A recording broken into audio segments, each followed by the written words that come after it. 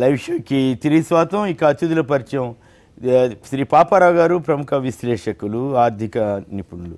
శ్రీ రాంబాబు గారు బ్యాంకింగ్ రంగ నిపుణులు, అలాగే బ్యాంకుల సంఘం ఏం సార్ అది ఆల్ ఇండియా బ్యాంక్ అధికారుల సంఘం కార్యదర్శి కదా.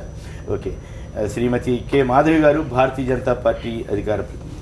శ్రీ అద్దంకి దయాకర్ గారు కాంగ్రెస్ పార్టీ అధికార ప్రతినిధి. శ్రీ శ్రీనివాసరావు గారు ప్రముఖ చార్టెడ్ అకౌంటెంట్, విజయవాడ నుంచి ప్రత్యక్ష ప్రసారం ద్వారా మనతో మాట్లాడతారు.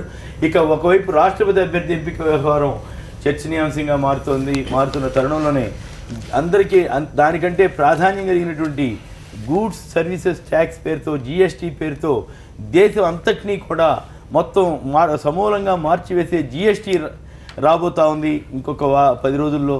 ఇది చాలా ఒక రకంగా సంచలనాత్మకమైంది, మరో రకంగా ప్రజలందరికీ ఇబ్బంది కలిగిస్తుందనే అభిప్రాయం కూడా కొంత ఉంది. కానీ దేశానికి మేలు చేస్తుందనేది మరి అధికారంలో ఉన్నటువంటి వారు చెబుతున్నటువంటి మాట.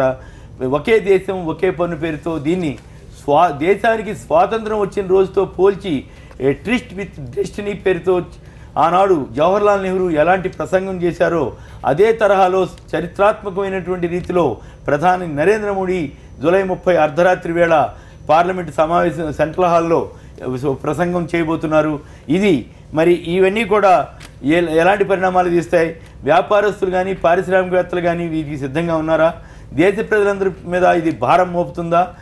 నోట్ల రద్దు తర్వాత జరగబోతున్నటువంటి ప్రధానమైనటువంటి పరిణామంపై ఈరోజు ఆర్థిక నిపుణులతోటి వీళ్ళతోటి చర్చిస్తాం. ఎందుకంటే ఇది దేశంలోని ప్రతి ఒక్కరిపైన కూడా ప్రభావం చూపేటువంటి అంశం. 28% వరకు కూడా కొన్ని అంశాలపై, కొన్ని వస్తువులపై పన్నులు విధిస్తున్నారు. కొన్నిటి మీద 18%, కొన్నిటి మీద 5%.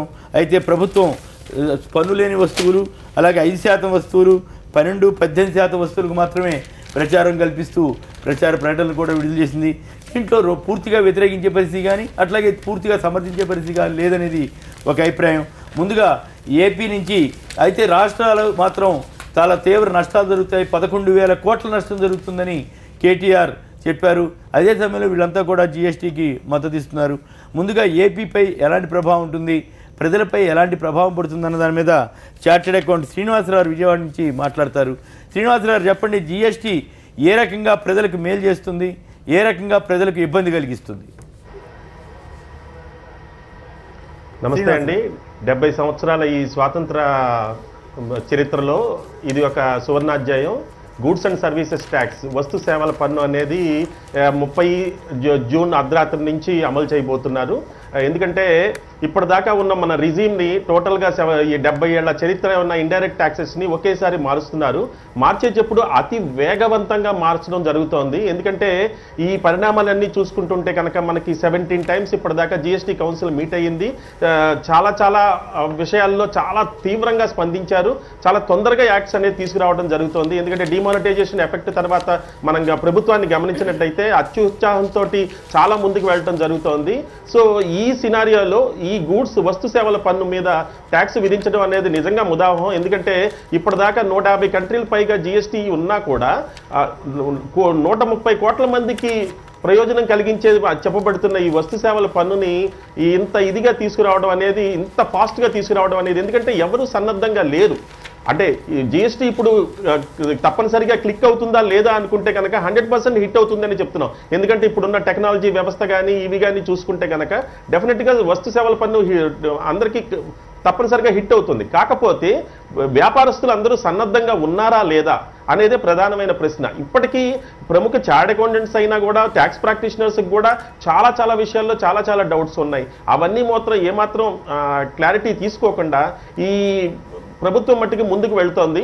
సో ఈ వస్తు సేవల పన్ను అనేది డెఫినెట్గా హిట్ అవ్వాలి. అందుకని మనమందరం కూడా దానికి ఎంతో కొంత ఇచ్చేయాలి. మీడియా కూడా చాలా మీరు కూడా అచ్చంగా రాజకీయ నాయకులు లెక్క మాట్లాడినట్టు అనిపిస్తా ఉంది. మొదటి భాగం అంతా బ్రహ్మాండం భజగోవిందం అన్నారు, సూపర్ హిట్ అవ్వాలన్నారు, అవుతుందన్నారు. రెండో పార్ట్లోనే అసలు ఎవరు రెడీగా లేరు, ఏమవుతుందో అనే భయాందోళన వ్యక్తం చేస్తున్నారు. మీరు ఏదో వ్యూహాత్మకంగా మాట్లాడుతున్నట్టుంది. మీకు ఏదో వ్యక్తిగతంగా కూడా ఏమైనా ఇబ్బంది ఉంటుందా ఇటువంటి విషయాల్లో? అట్లాంటిది ఏమి ఉండదు సార్. ఎందుకంటే మనం ఎప్పుడైనా ఒక కార్యక్రమాన్ని తీసుకున్నప్పుడు దాన్ని ఎంతవరకు సక్సెస్ చేయాలనేదే చూసుకోవాలండి. దట్టు 130 కోట్ల మందిలో 90 కోట్ల మంది జిఎస్టీ ఏదో విధంగా హిట్ అవుతారండి. సో 90 లక్షల మంది వ్యాపారస్తులు ఉన్నారు. వాళ్ళందరూ ఆమూలాగ్రం ఇవన్నీ తీసుకున్నారా లేదా? ఎందుకంటే ఈ జిఎస్టీ అనేది మాక్సిమం ఎక్సైజ్ డ్యూటీ రూల్స్ నుంచి మనకి తీసుకొచ్చారండి. ఆ ప్రిపేర్డ్నెస్ అనేది ఏ వ్యాపారస్తుడికి లేదు. అంత టెక్నాలజీ కానీ అంత ఇవి కానీ సౌకర్యం కానీ లేదు. అతి చిన్న వ్యాపారస్తుడు పర్వాలేదు, అతి పెద్ద వ్యాపారస్తుడు పర్వాలేదు. ఎస్ఎంఈ సెగ్మెంట్ లో ఉన్న స్మాల్ అండ్ మీడియం సెగ్మెంట్ లో ఉన్న వ్యాపారస్తులందరికీ ఈ డాక్యుమెంటేషన్ కానీ అకౌంట్స్ కానీ అంత పర్ఫెక్ట్ గా ఉండవు సార్. ఆ పర్ఫెక్షన్ తీసుకురావడానికి మనం చేయాల్సిన కార్యక్రమాలన్నీ కూడా గవర్నమెంట్ పరంగా కానీ లేకపోతే సామాజికంగా కానీ మీడియా పరంగా కానీ లేకపోతే మళ్ళీ చార్ట్ అకౌంటెంట్స్ కానీ లేకపోతే మెయిన్ అన్నిటికంటే ముఖ్యం ఛాంబర్స్ అండి. ఈ వ్యాపారస్తులకు సంబంధించిన ఛాంబర్స్ వ్యాపారస్తులకు అనుసంధానంగా ఉండి ప్రభుత్వంతో ఈ డెసిషన్స్ ఏదైతే వ్యాపారస్తులకు ఏపీకి ఎంత నష్టం జరుగుతుంది చెప్పండి. ఇంతవరకు బాగానే చెప్పారు. ఏపీ రాష్ట్రానికి దీనివల్ల నష్టం జరుగుతుందా లేదా? ఏపీకి తీసుకుంటే సుమారుగా 4,000-5,000 కోట్ల రూపాయల నష్టం జరుగుతుంది అంటారు. కాకపోతే ఇవన్నీ లెక్కలు మాత్రమేనండి. ఎందుకంటే మనం వ్యాట్ చూసాం. వ్యాట్ నష్టపరిహారం చెల్లిస్తానని చెప్పేసి అన్నారు 2005లో. కాకపోతే ఏ నష్టపరిహారం చెల్లించకుండానే మనకి వ్యాట్ సఫిషియెంట్ గా వచ్చింది. సో అట్లానే ఈ జిఎస్టీ కూడా డెఫినెట్ గా మీరు డౌన్ ది లైన్ చూసుకుంటే కనుక మోర్ దాన్ 5 years టర్మ్ లో చూసుకుంటే జిఎస్టీ నెంబర్ లేని ఏ వ్యాపారస్తుడు ఉండడండి. రివర్స్ ఛార్జ్ మెకానిజం కానీ కాంపోజిట్ సప్లై కానీ ఏదో ఒక రూపాయన జిఎస్టీ నెంబర్ కంపల్సరీ అవుతుంది. GST right. ఒక్క నిమిషం మీరు తీరాలండి. రైట్. అంటే రాజకీయంగా మా జిఎస్టీ మంచిదే కానీ వ్యాపారులు ఇంకా సన్నద్ధంగా లేరేమో అన్నటువంటి అనుమానాన్ని మీరు వ్యక్తం చేస్తున్నారు. విశ్వనాథ్ గారు కాకినాడ నుంచి మాట్లాడతారు. చేనేత రంగంపై 18% జిఎస్టీ రాబోతా ఉంది. ఇది ఎంతవరకు సమర్థనీయం విశ్వనాథ్ గారు? సార్, మూలిగే నక్క మీద తాటిపట్టి అన్నట్టుగా అంతంత మాత్రంగా ఉన్నటువంటి చేనేత రంగం మీద జిఎస్టీ విధించడాన్ని వస్తు సేవ పన్ను విధించడాన్ని పూర్తిగా వేవర్స్ చేనేత రంగ నిపుణులు చేనేత కార్మికులు అందరూ కూడా దీన్ని ఖండిస్తా ఉన్నారు సార్. అందుకనే గత 3 రోజుల క్రితం రాష్ట్ర వ్యాప్తంగా నిరాహార దీక్ష కూడా చేసి మా తాలూకా వ్యతిరేకతను ప్రభుత్వ దృష్టికి కూడా తీసుకుని వెళ్ళడం జరిగింది వేవర్స్ అండ్ డిఫరెంట్ తరఫున. సార్, ఈ రోజు ఇదే కానీ నిజంగా అమలైంది అంటే ఇప్పటికే మనకి రాష్ట్రంలో 1990 చూసుకుంటే 1,550 సొసైటీస్ అన్ని కూడా 2004 వచ్చేసరికి 1,200 అయిపోయినాయి. 1,200 నుంచి ఇప్పుడు రాష్ట్రంలో కేవలం మనకి 570 సొసైటీస్ మాత్రమే ఉన్నారు. 570 సొసైటీస్ రంగాన్ని విడిచిపెట్టి అసంఘటిత రంగానికి వెళ్ళిపోతా ఉన్నారు. వాస్తవంగా కానీ జిఎస్టీ అమలు చేస్తే రానున్న రోజుల్లో మగ్గాల్ని మనం కేవలం మ్యూజియంలో మాత్రమే చూడగలుగుతాం సార్. మగ్గాలు నేసేవాడు ఎవరు ఉండరు. ఈ రోజు ఈ జిఎస్టీ అమలు చేస్తే చేనేత రంగం మీద ఎంత పన్ను వేస్తే 40 కోట్ల రూపాయల ఆర్థిక భారం పడతా ఉంది సార్. ఎంత పన్ను వేస్తే సబబుగా ఉంటుంది? ఎంత పన్ను వేస్తే సబబుగా ఉంటుంది అనుకున్నారు?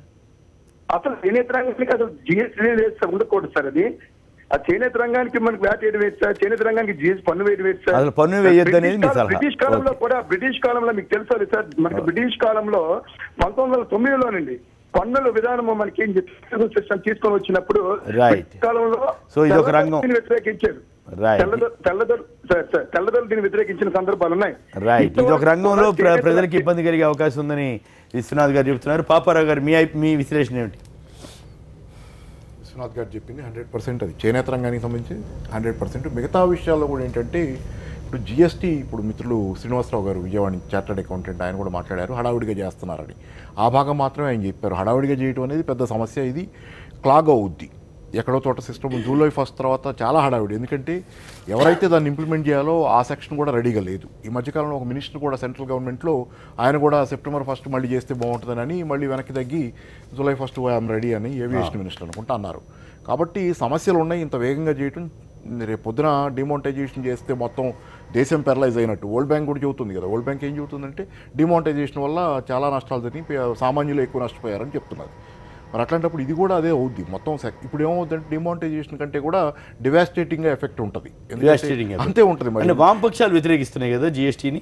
వ్యతిరేకించడం ఏం లేదు, సపోర్ట్ ఇప్పుడు జిఎస్టీ వల్ల పెద్ద ఓవరాల్గా చూసుకుంటే జిఎస్టీ వల్ల దేశం ఒక ఆర్థిక యూనిట్గా తయారవడం ఎవరికి అభ్యంతరం లేదండి, అందరికీ సంతోషమే. దేశం అంతా ఇప్పుడు ఎక్కడెక్కడ సంస్థానాల్లాగా విడివిడిగా ఆర్థికంగా ఎన్ని యూనిట్లుగా ఉండి ఇంత కాంప్లెక్సిటీ ఉండే కంటే 16 రకాల లెవీలు ఏవో ఉండే కంటే సింప్లిఫై అయితే మంచిదే ట్యాక్స్ సిస్టమ్, అందరికీ మంచిదే, అది జనాలకు కూడా అర్థమయ్యేటట్లు ఉంటే. కానీ నేను ఇక్కడ చెప్పేది ఒకటి, ఫిస్కల్ డెఫిసిట్ తగ్గించుకోవడం కోసం వీళ్ళు పన్నులు ధరలు తగ్గుతాయి అంటున్నారు, అది ధరలు తగ్గుతాయి అంటున్నారు. ధరలు తగ్గవు. మీరు ఎక్స్పీరియన్స్ చూడండి, ప్రపంచంలో ఏ దేశంలో జరిగినా కానీ జిఎస్టీ అమలు జరిపిన తర్వాత 2-3 ఏళ్ల పాటు ధరలు పెరిగాయి. ఎక్కడైనా జిఎస్టీ మొదలుపెట్టినప్పుడు అన్ని చోట్ల పెరిగినాయి. 1954లో ఫ్రాన్స్లో జిఎస్టీ మొదలుపెట్టారు. అక్కడి నుంచి ఏ దేశం తీసుకున్న తర్వాత అమలు జరిపినాయి, ధరలు పెరిగినాయి. పైగా అదే కాదు, ఏ ప్రభుత్వం అయితే జిఎస్టీని అమలు జరిపిందో ఆ ప్రభుత్వం ప్రతిసారి ఎన్నికల తర్వాత దరిదాపుగా ఓడిపోయింది. లేకపోతే చావుదప్పి కనులొట్టపోయిన ఇది జరిగింది. చావుదప్పి కనులొట్టపోయినట్టు బయటపడ్డాయి, లేకపోతే చాలా మన దగ్గర ఇంకా అసలు చర్చ లేదు. చాలా దేశాల్లో చర్చ తర్వాత మాత్రమే జిఎస్టీని తెచ్చారు, ఎంతో కొంత చర్చ జనాల్లో. ఇక్కడ చర్చ లేదు. రెండోది ఏంటంటే, మీకు ఆస్ట్రేలియాలో జిఎస్టీని 10% ఏదో ఉన్నదాన్ని 12.5% పెంచాలని చూస్తే జనాల నుంచి వచ్చిన ప్రొటెస్ట్ దెబ్బకి ఫైనాన్స్ మినిస్టర్ రిజైన్ చేశాడు, ఆఖరి ప్రైమ్ మినిస్టర్ కూడా రిజైన్ చేశాడు. ఇంత ఇది మామూలు వ్యవహారం కాదు. 2-3 జనానికి అసలు తెలుస్తుందా దీని ఎఫెక్ట్? జీవితంలో రేపు పొద్దున భారం పెరిగితే మీకు పెద్ద పెద్ద అడ్వర్టైజ్మెంట్లు ఇస్తున్నారు, బ్రహ్మాండంగా ఉండబోతుంది, GST bring happiness to every house hold. మరి జిఎస్టీ నిజంగానే సంతోషిస్తుందా? డిమానిటైజేషన్ ఈ రోజు దాకా డిమానిటైజేషన్ లో జనానికి నష్టం జరిగిందని వాళ్ళు ఒప్పుకోవట్లేదు కదా ప్రభుత్వం. మరి అట్లాంటప్పుడు వాళ్ళు ఒప్పుకొని ఉంటే కొంత నష్టం జరిగింది, దాన్ని ఆ మాట లేదు కదా. మేము అంతా బాగానే చేసాం, అది చాలా గొప్పగా నిర్ణయం అని చెప్పి చెబుతున్నారు. వరల్డ్ బ్యాంక్ కూడా కాదంటుంది ఆఖరికి దాన్ని. ఇక్కడ రాజకీయ పార్టీలు కాదంటది, వరల్డ్ బ్యాంక్ కూడా చెబుతుంది స్వతహాగా బయట నుంచి. కాబట్టి ఏంటంటే అందరూ చెబుతున్నారు, ఈ రేటింగ్ ఏజెన్సీస్ దగ్గర నుంచి అందరూ నష్టం జరిగిందని. కాబట్టి ఏంటి, దీన్ని కూడా ఒప్పుకోనంత మాత్రం జరిగేదేమో ఆగదుగా. సో ఇది ప్రమాదకరం, అంటే జాగ్రత్తగా వెళితే తప్ప లేకపోతే ప్రమాదం ఉంది చాలా. ఎందుకంటే ప్రతి చోట ధరలు పెరిగినాయి సార్. ప్రపంచంలో ఎక్కడా జిఎస్టీ అమలు జరపంగానే ధరలు తగ్గల. 2-3 ఏళ్ల పాటు ధరలు పెరుగుతూనే ఉన్నాయి, ఇబ్బంది పడ్డారు అందరూ. కాబట్టి ఏంటి, ఈ విషయంలో చాలా ఇబ్బంది పడ్డ తర్వాత మేలు జరుగుతుంది. తర్వాత అంటే ఓవరాల్ లాంగ్ రన్లో మేలని కాకపోయినా ఇది ఒక యూనిట్గా ఉంటుంది, వారి తాలూకు బెనిఫిట్స్ చాలా ఉంటాయి. కాకపోతే ఇక్కడ మనకేం చేశారంటే సింప్లిఫై చేస్తున్నాం ట్యాక్స్ సిస్టమ్, ఒకే యూనిట్గా దేశం అవటం, రాష్ట్రాలకి తేడా లేకపోవడం, పనులని చూస్తున్నారు. కానీ 4 స్లాబులు తెచ్చిపెట్టారు, 5, 12, 18, 28. ఇది మళ్ళీ కాంప్లెక్సేగా ఎంతో కొంత సరళీకరించారు. మరి దాన్ని ఇంకా సరళీకరించగలిగితే జనానికి కూడా అర్థమయ్యేది, బాగుండేది. పైగా ఇంత హడావిడి, ఇప్పుడు ఈ హడావిడి ఇంప్లిమెంటేషన్ కోసం 4 స్వాతంత్రంతో పోల్చి చెప్పవచ్చా జిఎస్టీని? అంటే ఆర్థికంగా ఏంటంటే ఆర్థిక స్వాతంత్ర్యం ఏం కాదు. ఆర్థిక స్వాతంత్ర్యం నిజానికి రాజకీయంగా స్వాతంత్ర్యం ఉంది మనకి, డెమోక్రసీ ఉంది కాబట్టి. కానీ ఆర్థికంగా స్వాతంత్ర్యం రావాలంటే అంబేద్కర్ చెప్పారు, రాజ్యాంగంలో ఆయన చెప్పారు, డైరెక్టివ్ ప్రిన్సిపల్స్ అమలు జరిగినప్పుడే దీనికి సంపూర్ణమైన సాధికారత సిద్ధిస్తుంది. అవి అమలు జరగకపోతే రేపు పొద్దున ఎప్పుడైనా ప్రజలు తిరగబడతారన్నట్టు కూడా చెప్పాడు ఆయన వేరే సందర్భంలో.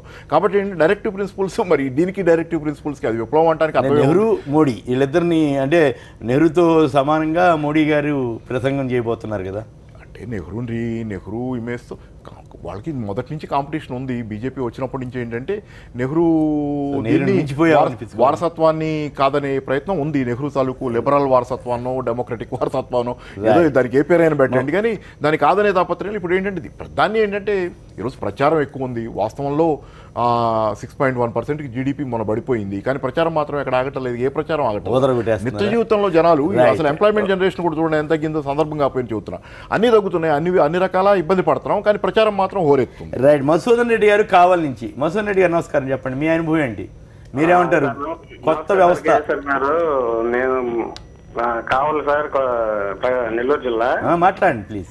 సార్ జిఎస్టీ మీద చర్చ పెట్టారు కదా. అవును సార్, ఇది పూర్తిగా వ్యవసాయ రంగానికి మరీ నిర్వీర్యం చేస్తుంది కదా సార్. ఇది ఎట్లా ఏ రకంగా? ఇప్పుడు ఆల్రెడీ ఆర్థిక సంక్షోభంలో ఉంది వ్యవసాయ రంగం. అవును. ఇప్పుడు ఈ జిఎస్టీ వల్ల కొన్ని పురుగు మందుల మీద, పిండి కట్టల మీద 18% దాకా ట్యాక్స్ పెంచారు. ఎరువుల మీద పెడుతున్నారు. అవును, కరెక్ట్. ఆల్రెడీ ఏంటంటే పంటలు ముందే పిండి కట్టలు కొంటారు కాబట్టి ఆల్రెడీ గవర్నమెంట్ ట్యాక్స్ వచ్చేస్తుంది. అవును. ఆ తర్వాత ఏంటంటే రేపు రైతు నష్టపోయి ఆర్థిక ఇబ్బందుల వల్ల కరువు వచ్చేసి పంటలు చేతి కాకపోతే దానివల్ల మళ్ళీ ఇన్సూరెన్స్ రావు కార్యక్రమం. అవును. సో కీలకమైన పాయింట్ చెప్పారు. వ్యాపారస్తులకి ఏమో వస్తువు అమ్మేటప్పుడే ట్యాక్స్ పడుతుంది, ట్యాక్స్ వసూలు చేసుకుంటారు, వాళ్ళకి ఇబ్బంది. వాళ్ళకి ఇబ్బంది ఏంటంటే ఆల్రెడీ ట్యాక్స్ కట్టేస్తారు. తర్వాత ఏమన్నా వరదలు వచ్చి మంట పోయిందంటే దాని వాళ్ళకి రైతులకి పూర్తిగా ఇదైపోతున్నారు కదా సార్. మంచి పాయింట్ చెప్పారు మధుసూదన్ గారు. అయితే అపార్ట్మెంట్లు లేకపోతే ఇల్లు రిజిస్ట్రేషన్ మీద కూడా 12% పడుతుంది అంటున్నారు.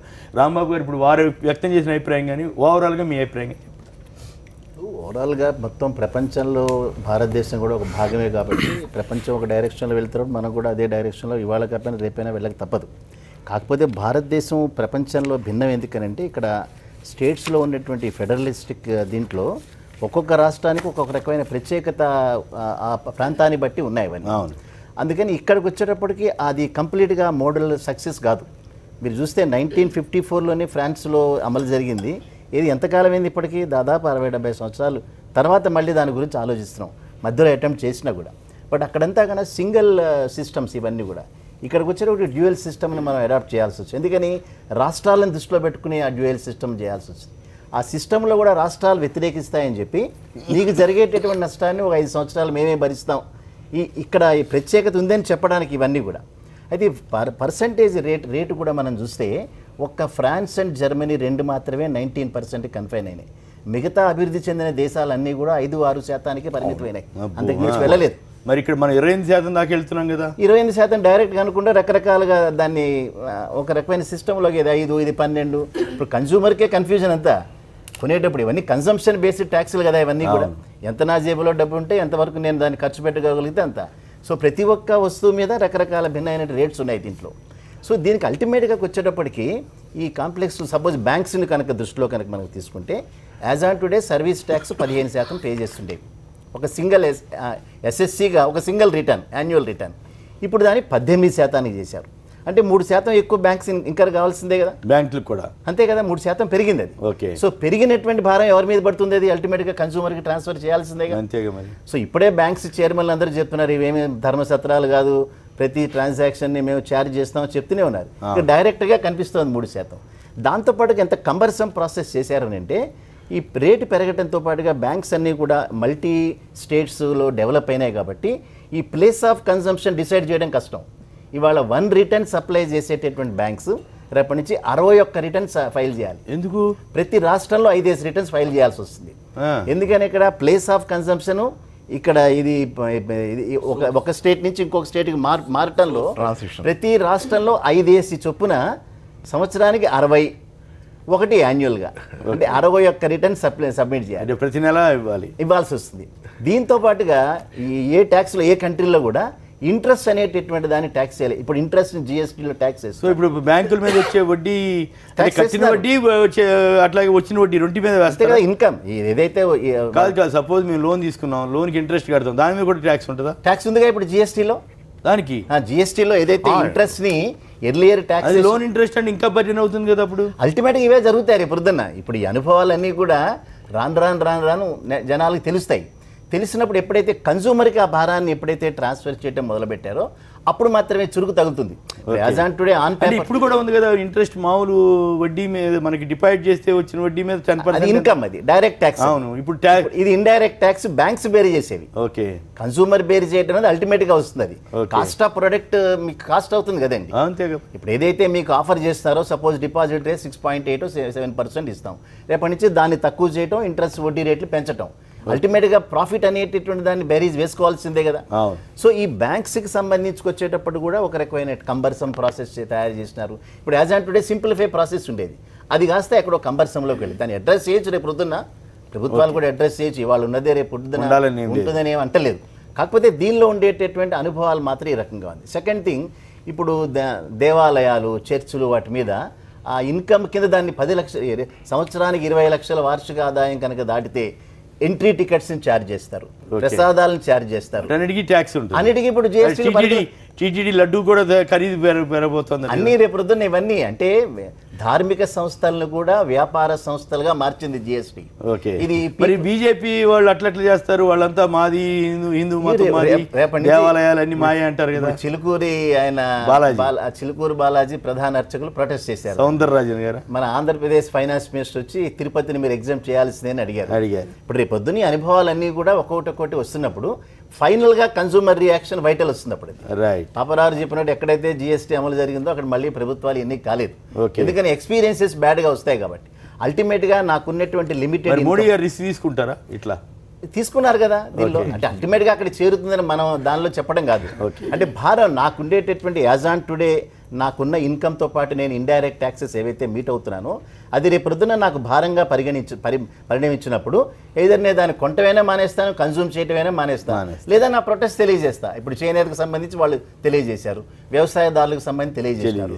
రేపు పొద్దున్న ఒక్కొక్కటి అంతే కదా. హౌసింగ్ లోన్స్ కూడా, హౌసింగ్ లోన్ తీసుకుంటే ఇప్పుడు 12% రిజిస్ట్రేషన్ ఛార్జ్ కట్టాలండి. ఇంతకుముందు 6% ఉన్నది, అంటే డబుల్ అవుతుంది. అవును, అంటే ప్రతి లక్షకి 6,000 రూపాయలు కట్టాల్సి వస్తుంది. ఇప్పుడు రియల్ ఎస్టేట్ రంగంలో మళ్ళీ తిరిగి ఇవ్వమన్నారు. రియల్ ఎస్టేట్ ఏదైతే ఇప్పటికి ఇంకోటి దీంట్లో కూడా ఏంటంటే ఇటువంటివన్నీ కూడా ఫైనాన్షియల్ ఇయర్ బిగినింగ్ లో చేయాలి. ఇట్లాంటి ఎక్స్పెరిమెంట్స్ అన్ని కూడా మధ్యలో చేసి చివరికి ఇప్పుడు రియల్ ఎస్టేట్ రంగంలో మీరు దాన్ని లాభాన్ని ఆల్రెడీ సంపాదించినారు కాబట్టి దాన్ని కన్జ్యూమర్కి ట్రాన్స్ఫర్ చేయమంటున్నారు.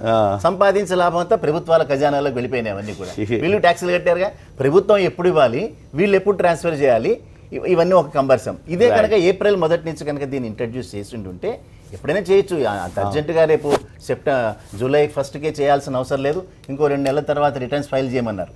ఎక్కడో ఒకటి ఇటువంటి పెద్ద ఇష్యూ మొత్తం దేశంలో ఉండే 125 కోట్ల మందిని ఏదో ఒక రూపంలో ఇన్ఫ్లుయెన్స్ చేసేటటువంటివన్నీ దీన్ని కొద్దిగా టైం తీసుకుని చేసి ఉంటే బాగుండేది.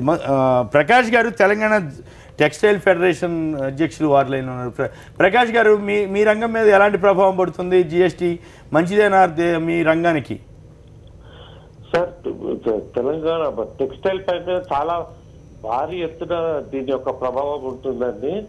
ఎందుకంటే మాదంతా క్రెడిట్ ఓరియంటెడ్ బిజినెస్. మేము అమ్మిన తర్వాత మాకు 6 నెలలకు డబ్బులు వస్తుంది. దాని ట్యాక్స్ మాత్రం ప్రతి నెల మేము కట్టాలి. రెండోది ఏంటంటే ఇవాళ మీకు తెలుసు రోజుకు 100 డిజైన్ మ్యానుఫ్యాక్చరర్ అవుతుంటుంది. ప్లస్ అందులో ఆ 3 నెలలు కాగానే మా ఫ్యాషన్ అవుట్ అయిపోతుంది. ఇప్పుడు మేము ట్యాక్స్ కట్టిన తర్వాత ఫ్యాషన్ అయితే డిజైన్ మేము డిస్కౌంట్ సేల్ లో అమ్మవలసి వస్తుంది. ఆ డిస్కౌంట్ సేల్ లో మేము అమ్మిన సార్ మేము ట్యాక్స్ కట్టింది మాకు ఇన్పుట్ ఇవ్వరు. రెండోది మేము చేసిన టర్న్ ఓవర్ లో మినిమం ఒక 10 to 15% మాకు రిటర్న్ గూడ్స్ వస్తున్నాయి. ఇప్పుడు మేము రిటైల్స్ ద్వారా రిటర్న్ గూడ్స్ వస్తే దానికి కష్టము. ప్లస్ క్రెడిట్ ఉంటే దాంట్లో మా టర్న్ ఓవర్ లో 1 to 2% బ్యాక్ డెప్స్ ఉంటాయండి. ఈ మూడింటి మీద మార్జిన్ ఉంటుంది 3 to 5%. ఎందుకంటే మాది turn over based industry business. Turn over మీద మాకు ప్రాఫిట్ ఉంటుంది. ఇప్పుడు ఇక్కడ పర్సంటేజ్ మీద ప్రాఫిట్ ఏదైతే మేము మున్పుట్ క్లెయిమ్ చేయలేమో మా మినిమం 25% ఆఫ్ ద బిజినెస్ మూతపడిపోతాయండి. దీంతో రెండో ఆలోచన లేదు దీని గురించి. మరి సమస్య ఎందుకు మరి ప్రభుత్వం దృష్టికి తీసుకెళ్లారా మీరంతా? మేము ఆల్రెడీ అరుణ్ జైట్లీ గారికి రిప్రజెంటేషన్ ఇచ్చాము, ప్లస్ కామర్స్ మినిస్టర్ కి ఇచ్చాము రిప్రజెంటేషన్, ప్లస్ నీతి ఆయోగ్ కూడా ఇచ్చాము, లోకల్ ఫైనాన్స్. మరి వారి రెస్పాన్స్ ఏంటి? రిప్రజెంట్ చేస్తున్నాము, చూస్తున్నాము అంటారు కానీ ఏ మాత్రం కానీ పాజిటివ్ రెస్పాన్స్ అయితే ప్రస్తుతం ఏం లేదండి. మరి దీనికి ఆల్టర్నేటివ్ ఏంటి మీరు సజెస్ట్ చేసేది? ఇదేం లేదండి, మేము ప్రస్తుతం అయితే ఆల్ ఇండియా లెవెల్లో ఒక ఫెడరేషన్ ఫామ్ చేసి మేము ప్రొటెస్ట్ చేసే ప్రపోజల్ లో ఉన్నాము. ఇది కానీ గవర్నమెంట్ ఇంకొకటి అండి, ప్రస్తుతం నేను గవర్నమెంట్ ఒకటే ఒక అడుగుతాను. వాళ్ళ 3rd ఎంపవర్ కమిటీ మీటింగ్ లో ఏమన్నారు, సెంట్రల్ ఎక్సైజ్ లేని గూడ్స్, అదే విధంగా స్టేట్ లో వ్యాట్ లేని గూడ్స్ కి 0 ట్యాక్స్ కింద పెడతాము అని అన్నారు. కాబట్టి బట్టలు ఇటు సెంట్రల్ ఎక్సైజ్ లేదు, స్టేట్ లో వ్యాట్ లేదు. ఇది కేవలము ఒక ఆల్ ఇండియా మ్యానుఫ్యాక్చర్ అసోసియేషన్ ఏదైతే పెద్ద పెద్ద ఇండస్ట్రీస్ ఉంటుందో ఈ ట్యాక్స్ వాళ్ళ ఒత్తిడి మీద వచ్చిందండి టెక్స్టైల్ పైన. వాళ్ళకు ఉపయోగం ఇదంతా. వాళ్ళకి ఎందుకంటే ప్రాసెస్ మీద వాళ్ళకు జిఎస్టీ ఉంది, మన యాన్ మీద జిఎస్టీ ఉంది, మన కలర్ మీద జిఎస్టీ ఉంది. ఇవన్నీ క్లెయిమ్ చేయాలంటే బట్టల మీద క్లెయిమ్ చేయలేము అని వాళ్ళు చేసిన ఒత్తిడి మీద పెట్టింది. ఒక దిక్కు గవర్నమెంట్ అంటది మేము సెంట్రల్ ఎక్సైజ్ మీద ప్లస్ వ్యాట్ మీద లేకి పెట్టము అన్నది. మరి ఒత్తిడి మీద ఎట్లా పెట్టడండి? మళ్ళీ ఒక దిక్కు అంటే మేము ఓన్లీ 4 ట్యాక్సులు అని అన్నారు స్టార్టింగ్ లో. ఇప్పుడు 3% గోల్డ్ పెట్టిండు, 4th అయింది. నెగటివ్ గుడ్స్ మీద మళ్ళీ సెస్ అని పెడుతున్నారండి. సో ఇదంతా అంటే ఓవరాల్ గా ఇది ప్రమాదకరంగా ఉంటుందా లేక ప్రజలకి మేలు చేస్తుందా? లేదండి, ఇది ప్రజల మీద ఇప్పుడు లేదండి. ఇప్పుడు ఫర్ ఇన్స్టెన్స్ నేను మ్యానుఫ్యాక్చరర్ నుంచి బాంబే హోల్సేల్ కి వస్తానండి 5% కడతాడు. హోల్సేలర్ నుంచి హైదరాబాద్ హోల్సేలర్, బాంబే నుంచి హైదరాబాద్ హోల్సేలర్ కి వస్తాడండి, వాడు 5% కడతాడు. హోల్సేలర్ నుంచి మళ్ళీ రిటైలర్ కి వస్తాడండి, వాడు 5% కడతాడు. రిటైలర్ నుంచి కన్స్యూమర్ పెడతాడు, అప్పుడు వాటికి మేము 5% ఛార్జ్ చేస్తాము. ఇవన్నీ ఇండైరెక్ట్ ట్యాక్సెస్ కాబట్టి ప్రజల మీదనే భారం కదండి ఇది, కన్స్యూమర్ మీద భారం. సో ఇదంతా ప్రజల మీదే భారం పడుతుంది. ఇప్పుడు ఇవన్నీ దృష్టిలో పెట్టుకుని భారతదేశంలో ఇండిపెండెన్స్ నుంచి ఇవాళ దాకా బట్టల ఏ పొలిటికల్ పార్టీ బట్టల పైన రాలేదండి. సో ఇప్పుడు మొదటిసారిగా వేస్తున్నారా? మొదటిసారి ఆఫ్టర్ ఇండిపెండెన్స్ ఈ యొక్క ప్రభుత్వం బట్టలపై ట్యాక్స్ తీసుకొస్తుంది. ఇది వెరీ అన్ఫార్చునేట్ అంటే స్వాతంత్రం వచ్చినట్టు అనమాట దేశానికి. అట్లయితే ఆయన స్వాతంత్రం వచ్చినట్టుగా అర్ధరాత్రి వేళ చేయబోతున్నారు కదా. దయాకర్ గారు మీ వ్యాఖ్య ఏంటి? ప్రధానంగా జిఎస్టీ అనేది అయితే అన్ని పార్టీలు కోరుకున్నాక వస్తున్న బిల్ ఇది. దాంట్లో ఉండే లూప్ హోల్స్ మీదనే చర్చ. అంటే కాంగ్రెస్ ఐడియాలజీ నుంచి జిఎస్టీని ఎట్లా చూడాలి, బీజేపీ వచ్చినాక ఏ రకమైన మార్పులు జరిగినాయి అనే దాని మీదనే చర్చ. కానీ మేము గుండుగుత్తగా దీన్ని వ్యతిరేకించడానికి అవకాశం లేని బిల్. ఎందుకంటే మొదలుపెట్టింది కొన్ని రాష్ట్రాలు వ్యతిరేకించాయి. ఇన్ఫాక్ట్ తమిళనాడు, వెస్ట్ బెంగాల్ ఉంటాయి ఇట్లాంటి కొన్ని వ్యతిరేకించి చెప్పాయి. అయితే జమ్మూ కాశ్మీర్ వాళ్ళైతే మా స్వతంత్ర ప్రతిపత్తిలో మీరు జోక్యం చేసుకుంటారా అని నేషనల్ కాన్ఫరెన్స్ వివాదం పెట్టిందంటే దాంతో అక్కడ గవర్నమెంట్ బీజేపీ గవర్నమెంట్ కూడా అయినప్పటికీ కూడా ఇప్పుడు ఇప్పుడు సమస్య ఏంటంటే ఫెడరల్ ఎకానమీకి సంబంధించిన చర్చ చాలా క్రూషియల్గా మారబోతుంది. స్టేట్ ఫైనాన్సెస్ అనేవి ఇప్పుడు పెట్రోల్ అండ్ ఆల్కహాల్ అనేది పెట్రోల్ సెంట్రల్ ట్యాక్స్లో ఉన్నా అది ఇండిపెండెంట్ దాని కింద వెళ్ళింది. అంటే మేజర్ ట్యాక్సెస్లో ఇండైరెక్ట్ ట్యాక్సెస్లో నీకు ఆల్కహాల్ ఇవి రెండే మేజర్గా వాటిని వదిలేసిండ్రు దీంట్లో. అంటే ఆ రోజు మేము ఈ ఆలోచన లేదు. అంటే వాటి మీద 30-35% పన్నులు ఉన్నాయి కాబట్టి వాటి తగ్గించాల్సి వస్తుంది కాబట్టి వదిలేశారు. అసలు highest tax payer in the world ఎవరు? ఆబ్కారీనే. వాళ్ళ నుంచి వచ్చే సర్వీస్, వాళ్ళ నుంచి వచ్చేది ఎక్కువ ట్యాక్స్ ఉంటుంది. దీనికంటే ఎక్సైజ్ దానికంటే నా ఇంటెన్షన్ ఏంటంటే ఎస్ డెఫినెట్గా జిఎస్టీ బిల్ అనేది ఒక అభివృద్ధి చెందిన దేశాల నమూనా. మాది అభివృద్ధి చెందుతున్న దేశాల నమూనా అయినప్పటికీ కూడా కొంత క్యాపిటలిస్టిక్ ఐడియాలజీ వైపు డ్రైవ్ అయినట్టు మనకు కనపడుతుంది దీంట్లో. అంటే బలమైన కేంద్రం, బలహీనమైన రాష్ట్రాలుగా కూడా ఈ మారుతున్న క్రమాన్ని చూస్తే, స్టేట్స్ అంటున్న దాన్ని బట్టి చూస్తే మనకు అనిపిస్తుంది. అంటే మేము కొన్ని మా స్టేట్స్ కూడా ఇప్పుడు కాంగ్రెస్ పాలిత రాష్ట్రాలు కూడా కొన్ని వీటి మీద ఆబ్జెక్షన్స్ కూడా చెప్పినాయి. అంటే ఈ ఆర్థిక గుత్తాధిపత్యం అనేది సెంట్రల్ చేతిలో ఉంటే రాష్ట్రాలు బెగ్గర్స్గా మారిపోతుంది. చివరికి పొలిటికల్ డిసిషన్స్ అన్నీ కూడా depends upon interest of the PMR. ఇంకా ఎవరైనా సరే డిసైడింగ్ ఫ్యాక్టర్ ఎవరుంటే వాళ్ళు. సో అయితే ఓకే ఎవరున్నా కూడా రాజకీయ ప్రయోజనాల కొరకు వాడుకుంటారు అనే దాంట్లో ఒక 10-20% మనం నమ్మాల్సిందే. కానీ అల్టిమేట్గా కన్జ్యూమర్కి బెనిఫిటా కాదా ఈ దానివల్ల అనేది చర్చ వస్తున్నది. ఎందుకంటే ప్రతి ట్యాక్స్ ఇప్పుడు బిజినెస్ కానీ ఇండస్ట్రియలిస్ట్ కానీ ఎవరు కానీ ఎవ్రీ రూపీ కలెక్ట్ చేసేది ఎవరి నుంచి? సామాన్య మీన్స్ ప్రజల నుంచి. అయితే ఈ డివర్సిటీ ఇన్ ట్యాక్సెస్లో ఏది 5 కానీ 12 కానీ తర్వాత 18 కానీ 28 కానీ ఏమవుతుందంటే ఇప్పుడు ఎగ్జాంపుల్ మీరు సిన్ ప్రొడక్ట్స్ అయిన తునికాకు మీద ఇదేంది టొబాకో మీదనో వీటి మీదనో వేయడానికి ఏమో ఒక చర్చ మంచిగానే ఉంటుంది. తాగడం బంద్ చేస్తే హెల్త్ బాగైద్దని. కానీ తునికాకు సేకరణ అనేది ఉపాధి. అగరబత్తులు ఉన్నాయనుకోండి, అగరబత్తులు అనేది దేశానికి మొత్తం ఆంధ్రప్రదేశ్ అందిస్తుంది. సో ఇది అంటే ఎక్కడైతే ఈ ఇప్పుడు చెరుకు ఉంది, చెరుకు పంట వేయడం వల్ల షుగర్ మీద ట్యాక్స్ పెరగడం పక్కన పెట్టి షుగర్ మీద ట్యాక్స్ పెరిగితే కంపల్సరీ ఈ పంట మీద ఉంటుంది. ఇంతకుముందు ఎరువులకు సంబంధించి వచ్చినట్టు ఓవరాల్గా నేను ఏమంటున్నానంటే పన్ను వేయడానికి స్వాతంత్రం వచ్చినట్టుగా నేను భావిస్తాను అర్ధరాత్రి నుంచి. కానీ ఈ పన్నులో నాకు అంటే మోడీ గారు కానీ అరుణ్ జైట్లీ గారు మాట్లాడుతున్న వాటి చూస్తే డెఫినెట్గా ఇండైరెక్ట్ ట్యాక్సెస్ అనేవి కూడా కన్సాలిడేట్ కాలే స్వాతంత్రం తర్వాత. ప్రత్యక్ష పన్నుల్లో ఆదాయ పన్ను అనేదే ఇప్పటికీ అంతంత మాత్రంగా ఇన్ని వ్యవస్థలు మనం పాదుకొల్పినా కూడా అవి అంతంత మాత్రంగా అవుతున్న క్రమంలో మన దేశం కొరకు మనం పన్ను కట్టాల్సిన అవసరం అయితే ఉన్నది. కానీ ప్రజల్ని పీడించి ఈరోజు మెర్సిడెస్ బెంజోలు సంతోషపడుతున్నారు నా సేల్స్ పెరుగుతుందని. ఎందుకు? ఇక్కడున్న మారుతి సుజుకీనో లేకపోతే ఇక్కడున్న దేశవాళీ కార్ల కంపెనీలు ఎంజాయ్ చేయాల్సిన స్థితి నుంచి హైయెస్ట్ కార్పొరేట్ శక్తులన్నీ కూడా తర్వాత అసోచామ్ వ్యతిరేకిస్తుంది. తర్వాత ఇంకొక ఐసీసీ సంథింగ్ అది ఉన్నది. వాళ్ళు ఏమంటారు? పారిశ్రామిక సంఘం వాళ్ళు కూడా లైన్లో ఉన్నారు.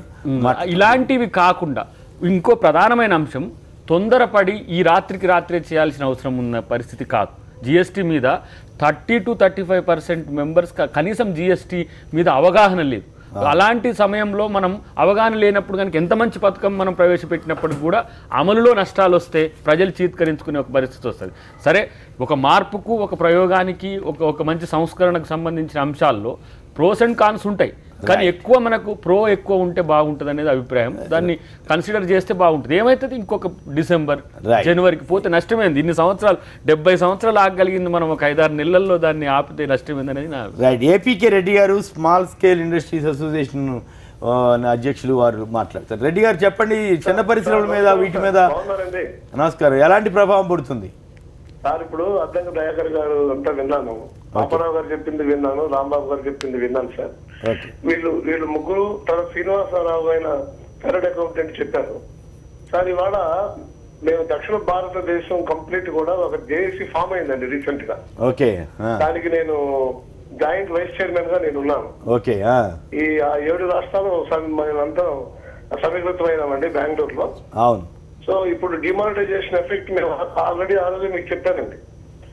అయితే ఇవాళ సార్ రైతుకి భరోసా లేదు, స్మాల్ ఇండస్ట్రీస్ కి భద్రత లేదు, ఇవాళ బ్యాంకింగ్ వ్యవస్థ కూడా భద్రత పోతుందండి. ఏదో ఎన్పిఏ నామ్స్ ఏదో మళ్ళా దాన్ని రీస్ట్రక్చర్ చేయాలా దాన్ని అనుకుంటున్నారు. కానీ ఏది ఏమైనప్పటికీ సార్ భారతదేశానికి ఇప్పుడు నరేంద్ర మోడీ మంచి నిర్ణయాలు తీసుకుంటున్నారు, దానికి తప్పేం లేదు. కానీ అదే భగవద్గీతగా ఆయన వెళ్ళిపోతున్నాడు. కానీ ఇక్కడ అసోచారం చెప్పినా వినడు, స్మార్ట్ ఇండస్ట్రీ అసోసియేషన్ చెప్పినా వినడు, టెక్స్టైల్ అసోసియేషన్స్ మొత్తుకున్నా మంచి నిర్ణయాలు తీసుకుని కాదు మీ వైఖరిలో తేడా కనపడతా ఉంది.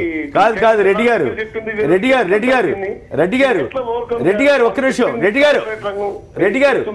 ఒక్క నిమిషం అట్లా కాదు, మీరు ఆగాలి. రెడ్డి గారు, అవి మంచి నిర్ణయాలు అని మీరే అంటున్నారు. మంచి నిర్ణయాలు అయినప్పుడు మీ మాట వినాల్సిన అవసరం ఏముంది? మీరు అంటే మీరైనా అబద్ధం వాడుతూ ఉండాలి, లేదా వాళ్ళని అబద్ధం వాడుతూ ఉండాలి. అవును, నిర్ణయం మంచిది అయినప్పుడు పాటించండి. మరి మీరే అన్ని వంకలు చెబుతున్నారు అంటే మోడీ గారు భయపడుతున్నారా?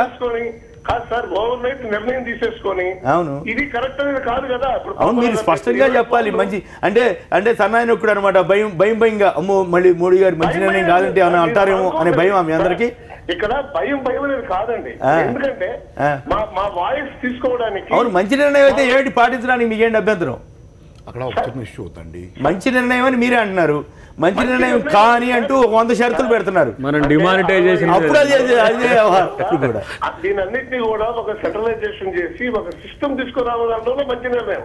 కానీ దీంట్లో ఏ సమస్యలు ఉన్నాయి, అప్పుడు చేనేత రంగంకి ఎలా ఉంది, అట్లాగే అందరూ ఇన్పుట్ తీసుకోవాలి కదా. ఇప్పుడు ఎరువులకు సంబంధించి రైతులు జరుగుతుంది, 10-12 ఏళ్ళుగా జరుగుతుంది కదా, 10-12 ఏళ్ళుగా నడుస్తుంది కదా. ఇప్పుడు మీకు వచ్చిన నష్టం ఏంటి డైరెక్ట్ గా చెప్పండి, మిగతా విషయాలన్నీ మాట్లాడండి. ఇండస్ట్రీస్ టోటల్ గా సార్ ఇవాళ 20 డిపార్ట్మెంట్ ఫేస్ చేయాలండి. ఇప్పుడు ఆ సిస్టమ్, ఆ ఫార్మాట్స్ ఇవన్నీ చేయాలంటే పెద్ద టాస్క్ అండి. అది చెప్పండి, అట్లా చెప్పండి. పెద్ద టాస్క్ ఇది. అంటే మేమేమంటున్నాం అంటే ఇవన్నీ అందుకే మేము జాయింట్ యాక్షన్ కమిటీ ఫారం అయినామండి.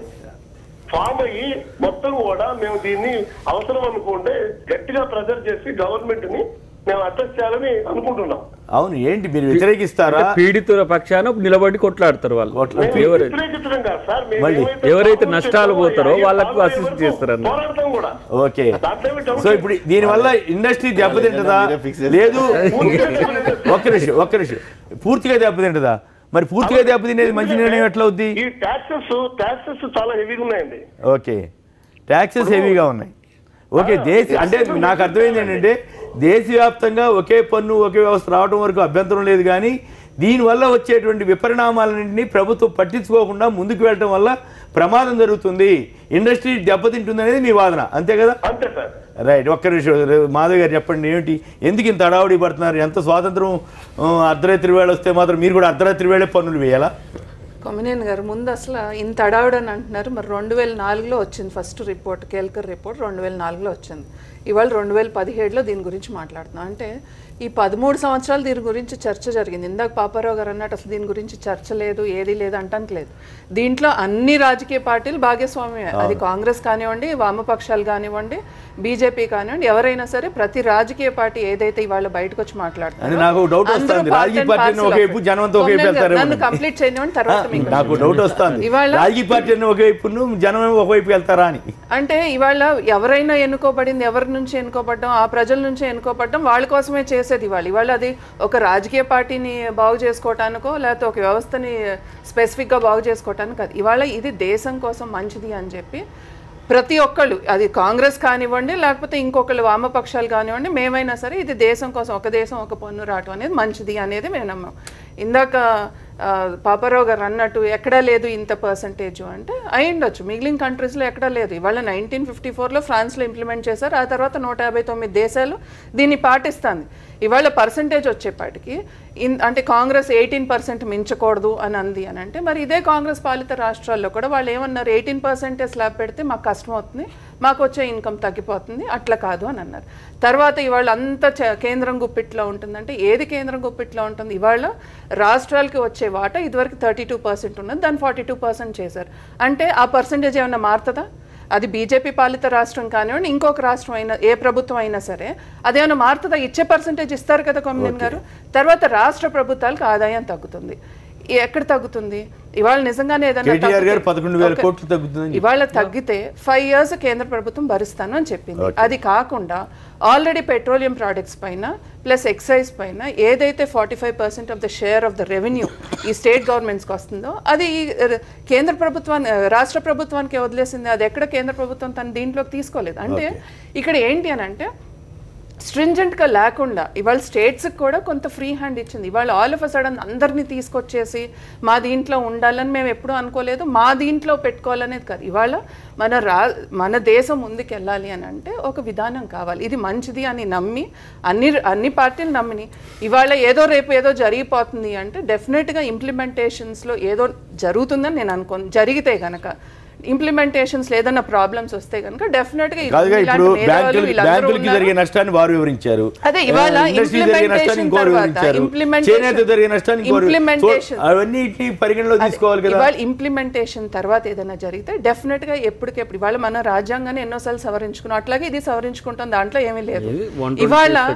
ఇవాళ ఇంకొక మాట ఏది అని అంటే ఇవాళ ఒక స్పెసిఫిక్ గా ప్రోడక్ట్స్ ఇవాళ ఒక ఆల్రెడీ మన కమిటీస్ మీట్ అయినాయి, ప్రతి స్టేట్ నుంచి వెళ్ళిన కమిటీస్ మీట్ అయినప్పుడు వాళ్ళు కొంతమంది ఒక 160 ఐటమ్స్ గురించి మాట్లాడారు. దాంట్లో ఆల్రెడీ ఒక 50% పైన తగ్గించుకుంటూ వచ్చారు. అలానే ఇంకేదన్నా ఉంటే ఇవాళ మళ్ళీ ఇంకో 30th మళ్ళీ మీట్ అవుతున్నారు. అలానే ప్రతి రాష్ట్రం నుంచి రిప్రజెంటేషన్స్ వస్తే కేంద్ర ప్రభుత్వం సానుకూలంగానే స్పందిస్తుంది. దాంట్లో ఏముంది? ఇంప్లిమెంటేషన్ లో డెఫినెట్ గా ఏదైనా ప్రాబ్లమ్స్ నిజంగానే వచ్చినాయి అని అనుకోండి, రేపు తర్వాత డెఫినెట్ గా స్పందిస్తారు. ఎందుకు మునుగుతారండి? ఇవాళ జిఎస్టీ ఇవాళ ఒకటి బేసిక్ గా ఫస్ట్ అడ్రస్ చేయాల్సింది జిఎస్టీ మంచిదా కాదా, అసలు దాని గురించి మాట్లాడకుండా మంచిదే అంటారు ఎవరైనా, దానికే పరిమితం చేస్తున్నారు. అసలు జరగబోయేది ప్రాక్టికల్ గా ఏం జరుగుతుంది అనేది. జిఎస్టీ మంచిదే, థియరీ ఇస్ గుడ్, థియరీ కాదని థియరీ డిఫరెంట్, ప్రాక్టికల్ డిఫరెంట్ అండి. ప్రాక్టికాలిటీలో రేపు ఇంప్లిమెంటేషన్ లో నిజంగానే ఏదైనా ప్రాబ్లమ్స్ వస్తాయి వచ్చినాయి అనుకుంటే డెఫినెట్ గా మనకి ఫోన్ చేసిన వాళ్ళలో నాకు ఆసక్తికరమైన విషయం ఏంటంటే రాజకీయ పార్టీలు మాత్రమే మద్దతు ఇస్తున్నాయి ఎక్కువగా, నేనేమి తప్పు పట్టట్లేదు. కానీ బయట నుంచి ఫోన్ చేసిన వాళ్ళు ఆయా రంగాల వాళ్ళంతా వ్యతిరేకిస్తారు, ఇంక్లూడింగ్ రాంబాబు గారు. నరేంద్ర మోడీ గారు గుజరాత్ ముఖ్యమంత్రిగా ఉన్నప్పుడు ఆయనే ఎప్పటికీ జీవితంలో సక్సెస్ఫుల్ కాదని ఆయనే చెప్పారు. మరి ఎందుకు అంత ఉత్సాహంగా ముందుకెళ్తున్నారు? అప్పుడు ఆయన ముఖ్యమంత్రి కదా, ఇప్పుడు ప్రధానమంత్రి కదా. ఇప్పుడు ఏదైనా సరే ఒక విషయం తెలుసుకున్నప్పుడు దాన్ని మార్చుకుంటూ తప్పలేదు కదా. ఆ రోజు మాకు అలా ఉన్నింది, అదే దాని మూలన నష్టం జరుగుతుందేమో. ఇవాళ నిజంగానే ఇవాళ 13 years 14 years దాని గురించి చర్చించినాక అసలు చర్చే జరగలేదు, లేకపోతే ఇంతే ఉండాలి అంటే ఇవాళ మరి కాంగ్రెస్ పాలిత రాష్ట్రాలు ఎందుకు వాళ్ళతో 18% కాదు ఇంకా పెంచాలని వాళ్ళే అడుగుతున్నారు కదా. మరి కాంగ్రెస్ 18% రిస్ట్రిక్ట్ చేయమని ఎలా అడుగుతుంది? ఒక ఎకడమిక్ రిమార్క్ ఏంటంటే డిమానిటైజేషన్ తోని కొలాప్స్ అయిన మనీ రికవర్ కాలే. సమస్య ఏంటంటే ప్రజల దగ్గర కొనుగోలు శక్తే మందగించింది. ఇప్పుడు అకార్డింగ్ టు మొన్న మన్మోహన్ సింగ్ గారు చాలా కేటగిరికల్గా మాట్లాడారు. అంటే దాదాపు మనం 25% లిక్విడ్ క్యాష్తోనే దేశం నడుస్తుంది ఇప్పుడు, ఏది ప్రజల కొనుగోళ్లతోనే. అలాంటి సందర్భంలో మళ్ళీ దాని మీదనే ట్యాక్స్ అయితే ప్రభుత్వమేమో ఆర్థికంగా మంచిగా బలపడుతుంది, ప్రజలేమో తక్కువ మనీతో ఉంటారు. ఇది ఏమవుతుంది, ద్రవ్యోల్బణానికి మరొక కారణమైంది అనేది ఒక చర్చ. ఇప్పటికి నాకు తెలిసి నేపాల్ కేంద్రకంగా జరుగుతున్న ఈ మనీ మాఫియా, మనది అక్కడ చెల్తాయి రూపాయలు అన్ని అక్కడికి వెళ్ళిపోయినాయి, అక్కడి నుంచి ఇంకో రూపంలో వస్తున్న పరిస్థితి. ఇప్పుడు దాదాపు నాకున్న అంచనా అంటే నేను స్టడీలో 2.5 నుంచి 3 లక్షల కోట్ల రూపాయలు రికవర్ కావు, అవి రావడానికి అవకాశమే లేదు. దీని మీద ఒక నిర్ణయమే తీసుకోలే. డిమానిటైజేషన్ మీద కామెంట్ చేసేటప్పుడు ఆర్బీఐ కామెంట్ కూడా తీసుకోవాలి. ఇది దేశ భద్రతకు సంబంధించిన సమస్య, మీరు ఎక్కడ పడితే అట్లా కామెంట్ చేయకూడదు. ఇంకా కొంచెం మీరు రాబాబు గారు మీరు అన్నారు కాబట్టి నా వ్యక్తిగత అభిప్రాయం ఒక్క నిమిషం సార్. మిక్స్డ్ ఎకానమీని ఎంచుకున్న మనం క్యాపిటలిస్టిక్ ఎకానమీ వైపు పోవడం సామాన్యునికి ఒక పీడనే. నేను వెల్ఫేర్ స్టేట్ నుంచి మనం కార్పొరేట్ స్టేట్ వైపు పోతున్నాం ఇక అంతే. ఇవాళ మనం చూడాల్సింది ఏంటంటే సామాన్యులకి ఏమేమి అవసరం, ఇవాళ మనం మాట్లాడేది సామాన్యుల గురించి. అంటే పప్పులు, ఉప్పు, ఆహార భద్రత కలిగించిన విషయాలు ఇవాళ సామాన్యుల మీద ఈ భారం GST brings happiness to every household. Every household అంటే ఇవాళ ఇంట్లో ప్రతి ఇంట్లో పప్పు ఉప్పు అవసరం, ప్రతి ఇంట్లోకి మరి హ్యాపీనెస్ వచ్చినట్టే కదా. ఇవాళ చాలా వరకు మిడిల్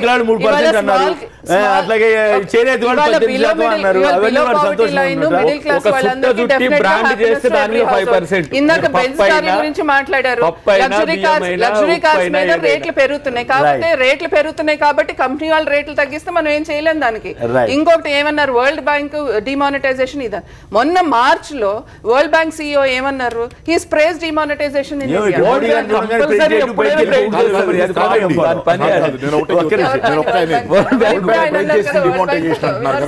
వాళ్ళు లాంగ్ రన్ లో మంచిదని చూద్దాం, లాంగ్ రన్ ఎవరు ఉంటారో ఎవరు పోతారో తెలియదు. ఇప్పుడు ప్రజలైతే ఉంటారు. ఈ గూడ్స్ GST వచ్చిన తర్వాత ప్రజలంతా సంతోషపడతారా లేదా రాజకీయ పార్టీలు మాత్రం ఒకవైపు? ఇప్పుడు మనకు వచ్చిన ఫోన్ కాల్స్ లో ఎవరు పూర్తిగా సమర్థిస్తున్నట్టు కనపడటం లేదు. మీరేమంటారు శ్రీనివాసరావు? హలో శ్రీనివాస్ గారు. GST అనేది ఆహ్వానించే పరిణామమే. ఎలా అయితే కనుక మనం మన డిమానిటైజేషన్ రెజ్యూమ్లో డే టు డే మనం ఎవాల్యుయేట్ చేసుకుని దాన్ని మార్పులు తీసుకువచ్చి చక్కగా మనం ఎలాగ డిమానిటైజేషన్ నుంచి బయటపడగలిగామో ఇప్పటికి అట్లనే ఈ GST రెజ్యూమ్లో కూడా మనం డే టు డే ఈ ఛాంబర్స్ నుంచి వచ్చిన రిక్వెస్ట్లు కానీ వాటన్నిటిని కన్సిడర్ చేసి తప్పనిసరిగా మనం అవన్నీ కూడా కరెక్ట్ చేసుకోవాల్సిన అవసరం ఉంది. అకౌంట్స్ పరంగా అయితే ఏంటి, రికార్డ్స్ పరంగా అయితే ఏంటి, ఇన్వాయిసెస్ పరంగా అయితే ఏంటి, ఏదైనా సరే మనం ఖచ్చితంగా వాటిలన్నిటిని సరిదిద్దుకొని మనం GSTలో ముందుకు వెళ్తే డెఫినెట్గా మన ఆర్థిక వ్యవస్థ మట్టికి చాలా బాగుంటుంది అనేది నా అభిప్రాయం సార్. ఓకే, అంటే నాకు నిన్న మొన్న కలిసిన కొందరు ఇండస్ట్రియలిస్టులు కానీ వ్యాపారస్తులు కానీ వాళ్ళు భయపడుతున్నట్టుగా కనపడింది. ఇవన్నీ చేయాలంటే చేశారండి government of India. Suvidha centres అనేది ఏర్పాటు చేశారు. ఎక్కడన్నా కాదు అంటే చాలా అపోహలు ఉన్నాయి, నిజంగా చెప్తున్నాను. ప్రజల్లో నిజంగా చాలా అపోహలు ఉన్నాయి. They can go sit there, అన్ని సార్ట్ అవుట్ చేస్తారు. నిజంగా చాలా సింపుల్ గా ఉంది. తర్వాత అంతా బయటపడిపోయినట్టు చెబుతున్నారు శ్రీనివాస్, చార్టెడ్ అకౌంటెంట్ గా. డిమానిటైజేషన్ అనేటువంటిది పెద్ద RBIని కనుక అడిగితే అసలు ఇది దేశానికే భద్రతకు సంబంధించి మీరు అడగద్దండి. అది మరి బ్రహ్మ పదార్థం. ఆ డిమానిటైజేషన్ అయిన తర్వాత GDP పెరిగిందని చెప్పారు. ఇప్పుడు తగ్గిన దాని మీద ఎవరు మాట్లాడలేదు. ఒకవేళ GDP పెరుగుదల అనేటటువంటిది డిమానిటైజేషన్ వాళ్ళు లింక్ చేసే మాట అయితే దీన్ని కూడా మాట్లాడాలి. సెకండ్ వన్ కి వచ్చేటప్పుడు క్రెడిట్ ఇన్ఫ్లో కంప్లీట్ గా తగ్గిపోయింది. బ్యాంక్స్ నుంచి అవుట్ఫ్లో లేదా అవుట్ఫ్లో తగ్గిపోయింది కంప్లీట్ గా.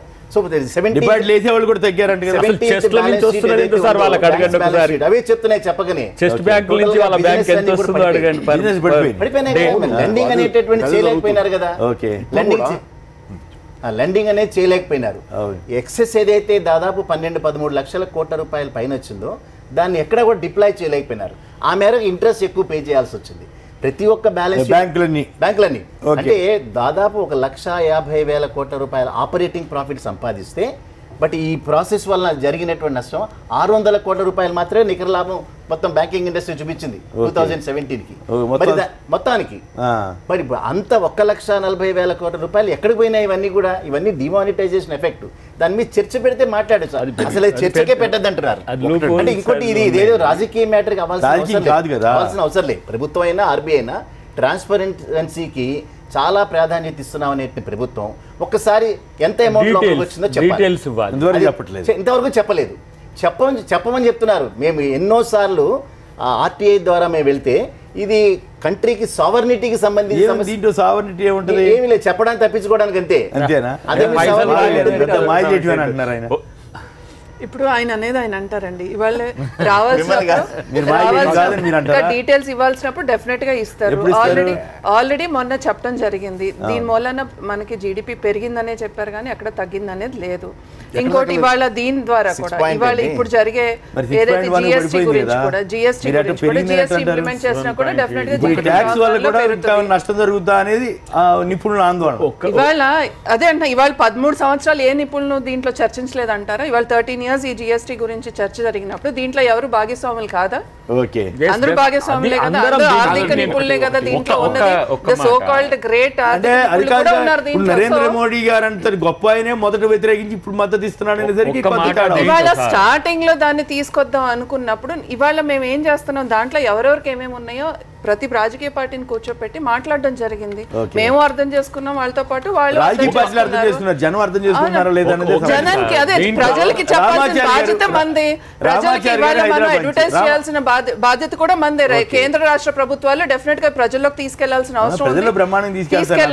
తీసుకెళ్లి చెప్పాలి వాళ్ళకి ఏదైతే ప్రాబ్లమ్స్ ఉన్నాయో వాటిని అడ్రస్ చేయాల్సిన డెఫినెట్ గా GST is definitely bringing happiness. ప్రతి ఇంట్లో మనం తినట్లేదు, ప్రతి ఇంటికి ఫోన్ చేసిన వ్యాపారులు కానీ ఫోన్ చేసిన ఇండస్ట్రీస్లు కానీ అమ్మో ఏమన్నా ఉద్యమం భయపడుతున్నారు.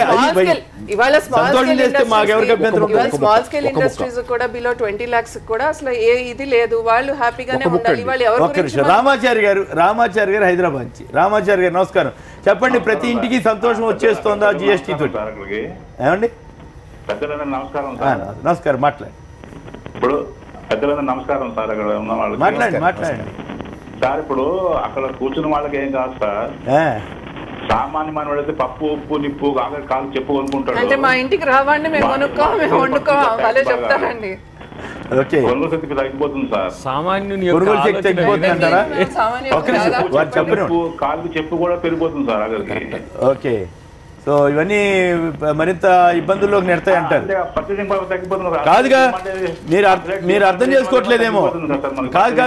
మీరు అర్థం చేసుకోవట్లేదేమో రామాచారి గారు. GST brings happiness to every house hold అని కేంద్రం చెబుతోంది కదా. అవును సార్, మొన్న మా డిమానిటైజేషన్ కూడా ఇప్పుడు అలాగే అన్నారు సార్ వాళ్ళు. డిమానిటైజేషన్ కూడా అలాగే అన్నారా? ఓకే, సో మీరైతే సంతోషపట్ల లేదండి. ఇప్పుడు ఒకే పరీక్షా విధానం పెట్టమని, ఒకే విద్యా విధానం పెట్టమని, అలాగే మరి ఏది ఒకే పరీక్షా విధానం, ఒకే విద్యా విధానం, ఇది బ్రహ్మాండం. కాదు, ఇప్పుడు అన్నారు కాబట్టి దీంతో పాటు అందరికీ దేశంలో ఉన్న ప్రతి ఒక్కరికి ఆరోగ్యం విషయంలో కూడా బీమా కల్పించమనండి. బీమా కల్పి కొన్ని దేశాల్లో మొత్తం ఆరోగ్య ఖర్చు అంతా వాళ్ళే పెడతారు. కరెక్ట్. ఇక్కడేమో ఏమవుతుందో తెలియదు జనానికి. నరసింహమూర్తి గారు బొబ్బిల్ నుంచి. నరసింహమూర్తి గారు నమస్కారం. నమస్తే సార్, అక్కడ ఉన్న పెద్దలందరికీ నమస్కారం. నమస్కారం, చెప్పండి సార్. ఇప్పుడు ఈ జిఎస్టీ అన్నది పోనీ పెట్టడం వరకు ఓకే, కానీ ఇంప్లిమెంటేషన్ కి వచ్చేసరికి దాన్ని సూపర్విజన్ చేసే ఒకళ్ళు ఉండరండి. మీకు చిన్న ఉదాహరణ చెప్తాను, చెప్పండి. ఇప్పుడు మినపగుళ్ళు 170, 180 రూపాయలు ఉన్న మినపగుళ్ళు 100 రూపాయలు ఈ రోజు అయింది, తగ్గింది. కందిపప్పు 200 రూపాయలు ఉన్నది 90 రూపాయలకి 70 రూపాయలకి వచ్చింది. హోటల్లోని ఎక్కడైనా రేటు తగ్గించారా? ఆ దోశ 50 రూపాయలు, ఆ ఇడ్లీ 30 రూపాయలు, ఇవే అవుతున్నాయి తప్ప ఇప్పుడు 100 రూపాయలప్పుడు మినపగుళ్ళప్పుడు, 170 రూపాయలప్పుడు మినపగుళ్ళప్పుడు అదే రేట్లు పెరుగుతాయి కానీ తగ్గట్లేదు. ఇంప్లిమెంటేషన్ లో సూపర్విజన్ అన్న ఏ స్కీమ్ పెట్టినా సరే 100% ఫెయిల్యూరు. 100% ఫెయిల్యూరు. తర్వాత దీనివల్ల సామాన్యులు చాలా లాస్ అయిపోతారు. సామాన్యులు చాలా లాస్ అయిపోతారు. ఇప్పుడు వ్యాపారస్తులు అది కాదు, వ్యాపారస్తులు ఏంటంటున్నారంటే రేపు 1వ తారీఖు నుంచి GST వచ్చేస్తుందండి, ఇంకా పెరిగిపోతాయండి అని చెప్పేస్తున్నారా? కూడా భయపెట్టేస్తున్నారు. ఓకే, ముందే చెప్తున్నారు. లేదు, అడిగే నాదుడు లేడు. ఓకే, అప్పుడు బీరు బాటిల్ 750 ml ఉండేది. ఓకే, అప్పుడు 20 రూపాయలు 30 రూపాయలు ఉన్న బీరు బాటిల్ ఈ రోజు 600 ml కి తగ్గించారు. ఓకే, 600 ml కి తగ్గించిస్తే 150 రూపాయలు beer bottle. Okay, right right. 750 ml ఉన్నది 650కి ఎందుకు తగ్గించారని ఒక్కలేని అడిగే నాదులు ఉన్నాడా? ఎంత తక్కువ తాగితే అంత మంచిదని ఓకే, ధన్యవాదాలు Narasimhamurthy. Implementation 100% failure. Right right. Okay, మంచి సిస్టమ్ అయితే ఫెయిల్ అవ్వకుండా ఉంటే బాగుంటుంది. మంచి సిస్టమ్ కానప్పుడు ఫెయిల్ అయితే కూడా ప్రమాదం లేదు. ఇప్పుడు కొనుగోలు శక్తి తగ్గుద్దని రామాచారి గారు చెప్పినా ఏం చెప్పినా ఖచ్చితం అది. ఎందుకంటే మీకు ధరలు పెరుగుతాయి అన్నప్పుడు కొనుగోలు శక్తి ఖచ్చితంగా పడిపోద్ది. మేడం ఏం చెబుతున్నారంటే ఫుడ్ మీద మేమేం వేయలేదు కాబట్టి హ్యాపీగా ఉంటారని చెప్తున్నారు. కానీ ఫుడ్ మీద మీరు వేయకపోవచ్చు. వ్యవసాయం మీద రూల్ పెరిగితే ఆటోమేటిక్ గా మీకు ఎంతో దాని ఎఫెక్ట్ వస్తుంది. ప్లస్ ఓవరాల్ గా కాస్టులు కూడా ధరలు దానివల్ల ఏమవుతుందంటే ఇప్పుడు ధరలు పెరిగితే ప్రజల కొనుగోలు శక్తి పడిపోద్ది. ఉన్న డబ్బులతో కొనేవి తగ్గితే మీరు ఇప్పుడు 6.1% GDP ఉంది, అది ఇంకా అది ఇంకా తగ్గే క్రమంలో చిన్న ఉదాహరణ చూస్తే ఇప్పుడు 6.1% జీడిపి కాదు, ఆల్రెడీ మనం వీళ్ళు ఎంత గ్లోరియస్ పిక్చర్ ఇచ్చినా కానీ ఆల్రెడీ మనం మాంజల్లో ఉన్నాం. ఎందుకంటే లాస్ట్ వీక్ వచ్చిన గణాంకాలు ఇన్ఫ్లేషన్ పడిపోయిందని చెబుతున్నాయి. ఎందుకంటే ఇన్ఫ్లేషన్ ఎందుకు పడింది? ప్రజల కొనుగోలు శక్తి పడిపోయి వాళ్ళు కొనేది లేక డిమాండ్ పడిపోయి. ఫైనల్ గా రాంబాబు గారు మీరేమని చెప్తారు? ఇప్పుడు రేట్స్ విషయానికి వచ్చేటప్పటికి మార్కెట్ డిసైడ్ చేస్తుంది తప్పిస్తే రేట్స్ని గవర్నమెంట్ ఎవరు డిసైడ్ చేయడానికి? గవర్నమెంట్ అధికారు, గవర్నమెంట్ ట్యాక్స్ వరకు పరిమితమైంది. దాని మీద వచ్చే ట్యాక్స్ అదనంగా పడిపోతా ఉంటుంది. పెరిగినాయి అనుకోండి, అదనంగా వస్తుంది. వాళ్ళకి డిమాండ్ని బట్టి సప్లై బట్టి రేట్ అనేది మార్కెట్ డిసైడ్ చేస్తుంది.